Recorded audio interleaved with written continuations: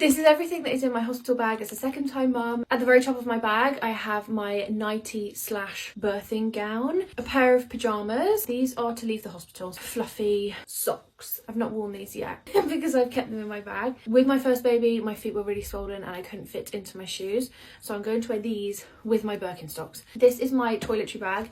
Lip balm, nipple balm for the chapped nipperinos. Paracetamol. They do have paracetamol in the hospital. Hair scrunchie. Not taking a claw clip because if I do give birth on a consultant ward, then I'm going to be on a bed and I'm not going to want to be sat with my head back with a claw clip. My expert midwife spritz for bits. Spray it all the way back, front to back.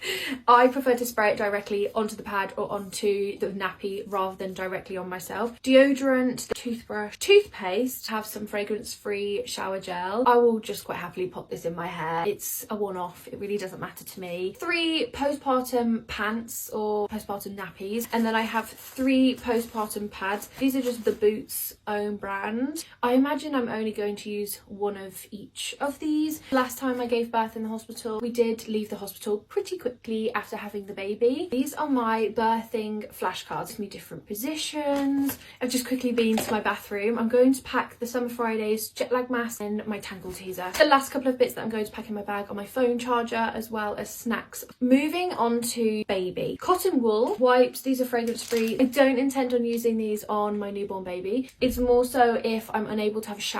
4 little newborn nappies. How cute is that? The little red with the love hearts. I have her little hat, a merino wool bonnet. This is not to be worn in the hospital, not to be worn in the car. This is just simply to get us from the hospital to the car. 3 zippy sleep suits with 3 double wrap vests. One of the sets is in size newborn, the other 2 are in 0 to 1. Last thing that I have in my bag is this blanket from the White Company. There are breathable holes that go throughout this blanket. I also have a cellular blanket, which is what the NHS recommend. I will be packing that in the bag that goes in my car if I stay overnight with my baby. However, from my first experience, my baby didn't use a blanket until she was traveling from the hospital to the car. A dark towel. When I went into hospital first time, they just provided one for me and said, don't worry about using your towel, use the hospital towel, and then you don't have to take a wet towel home. Last couple of things that I have to take with me to the hospital is my pregnancy pillow and a flask for my water. This keeps my water really cold. It's got an easy handle for me to carry around, and I really like the straw on this one. That's everything that I have packed in my hospital bag as a second time mum. Of course, birth can change, but I can only go off my first birth experience, and like I said, I will have a second bag in the car with all different essentials in case I stay overnight or in case my birth goes differently.